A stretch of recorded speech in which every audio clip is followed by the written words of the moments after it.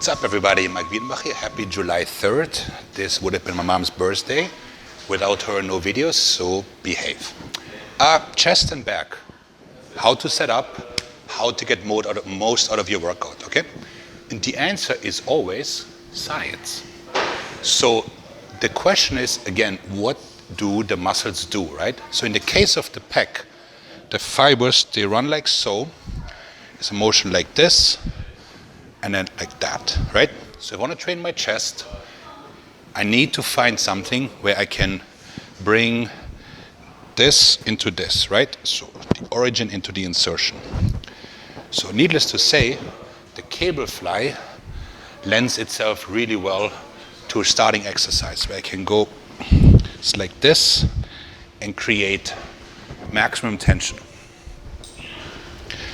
So I'm using a parallel setup simply because the way my rib cage is set up.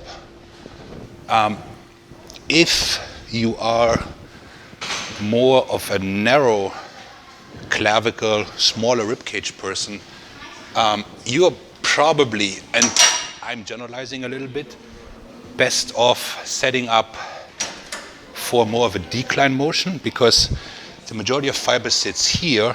So if you can do this really effectively, you will get more out of it, right?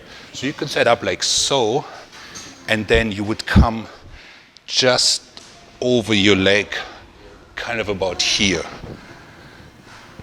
So that would be a, if you only do one exercise, that would probably be it, okay? Because you have constant tension and you can create a lot of force. What about pressing? Glad you asked. So, again, speaking very generally, the less developed your chest is, the more decline you should do, okay? So in the decline, normally I use 2 dumbbells, needless to say, but so I can come down and I get a lot of fibers shoved together, okay? So I can go here and then create a lot of tension there. Please note the ghetto setup because you don't really have a decline. And by the same token, an athlete who is,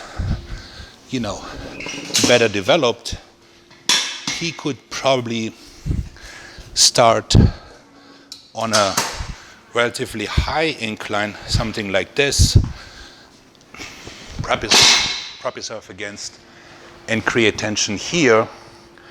And then as you fatigue, you would lower the bench all the way down to flat for multiple sets to engage more fibers. So that's how I would set up. Lats. So with the lats, once again, right? So there's origin, insertion, shorten them. So one way to start is with the stiff arm. If you're just starting the workout, you could simply step till about here and just really create tension as much as you can here so that then you feel what will be going on. Then there's really basically 2 types of pull, right? Vertical, horizontal. So let's start with the pull down. This is what you're trying to do, okay? This is what most people do. See a difference? So if you're doing this, you're using your biceps, your lower back, and your lats a little bit. If you're doing this, gains. So think about like pushing the hips back a little bit, driving the arms forward, and then the elbows come just about here.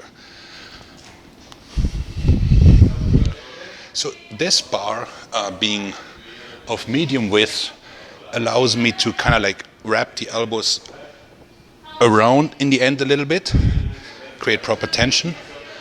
If I was using a shorter bar, something like this one,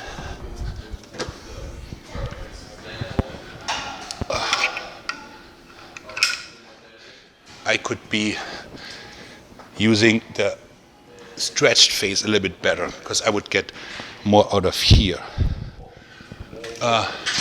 If your gym doesn't have those handles, come here, because then your gym is it's just not worth your time, to be honest. And then there is rows, right? So when you give people a dumbbell and say row, somehow their synapses fail. I don't know why. You see all kinds of things. You see this. You see this. It's like, did gravity change? Did I miss the email? Like, gravity goes straight down, right? Last time. Yeah, still does. Just double checking.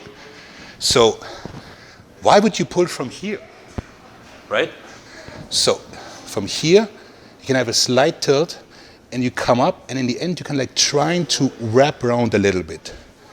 Come up. Just wrap around a little bit. So as always, whether you're training arms, lats, whatever, pick it apart. What does the muscle do? And how can you mimic it?